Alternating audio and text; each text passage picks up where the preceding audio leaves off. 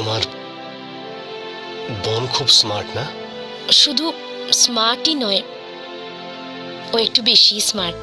তবে ও শুধু একটু তাড়াতাড়ি রেগে যায়।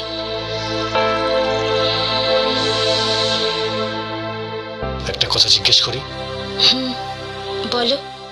তুমি তো খুব সুন্দরী, তো এর আগে তোমার জীবনে কেউ আসেনি? না, বাইরে যাতায়াতের সময় বোন সঙ্গে থাকতো, আর বাড়িতে আসার পর আমার আর বেরোতে ইচ্ছে করতো না। আর মা চলে যাওয়ার পরে সব দায়িত্ব আমার উপর এসে পড়ে। ব্যাস, এভাবেই জীবন কেটে যাচ্ছিল।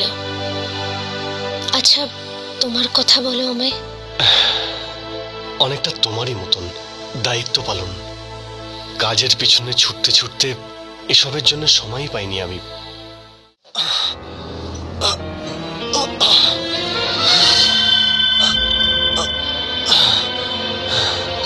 আরে, কি হয়েছে তোমার? তোমার শরীর ঠিক আছে তো? পেটে ব্যথা করছে নাকি তোমার?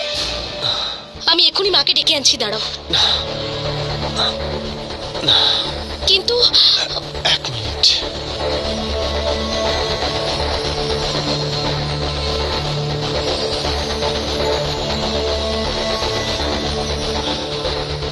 এখন ঠিক আছো? তোমাকে বিয়ে করার ফল। আমাকে বিয়ে করার ফল মানে? আরে না, আমি বিয়ে করতে যেতাম না, উল্টো পাল্টা কিছু খেতাম না, অ্যাসিডিটি হতো, আর না এরকম পেট ব্যথা হতো। আসলে অনেকদিন ধরে উল্টো পাল্টা খাচ্ছি তো, তাই অ্যাসিডিটি হয়ে গেছে আর ব্যথাটাও করছিল, কিন্তু এখন ঠিক আছি। আচ্ছা, একটা কাজ করো, একটা ভালো করে চা করে আনো। সেটা খেয়েও তো অ্যাসিডিটি হতে পারে। আরে বাড়িতে 1 মা কম ছিল, আরেক মা এসেছে। আচ্ছা, আমি তোমার জন্য দুধ নিয়ে আসছি। এই, আবার কি হলো? চলে যাওয়ার আগে নিজের মুখটা ঠিক করে নাও।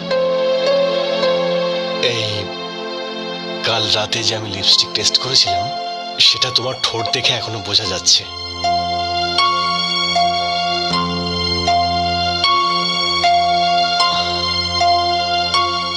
আরেকবার কি টেস্ট করে নেব?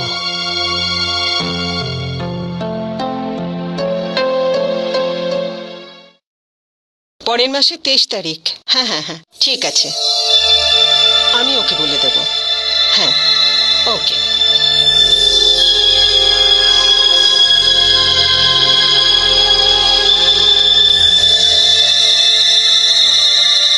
পরের মাসের 23 তারিখ।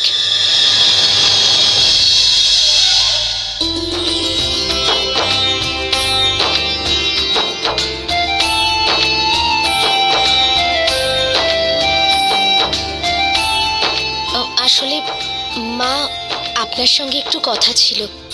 হ্যাঁ হ্যাঁ, বলো মা। আসলে ডাক্তারের কাছে যাওয়ার আছে। ডাক্তারের কাছে যাবে কেন? চেক আপের জন্য। চেক আপের জন্য? হ্যাঁ, আসলে আপনি ঠাকুমা হতে চলেছেন। আমি দিদিমা হতে চলেছি?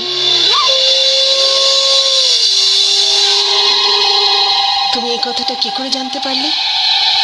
মা, আমার মনে হচ্ছে 20 দিনের বেশি হয়ে গেছে। আচ্ছা, রাহুল জানে? না। আরে বাহ, খুব ভালো খবর শুনিয়েছো তুমি। আমি ভীষণ খুশি হয়েছি। যাও, বিশ্রাম করে গিয়ে যাও।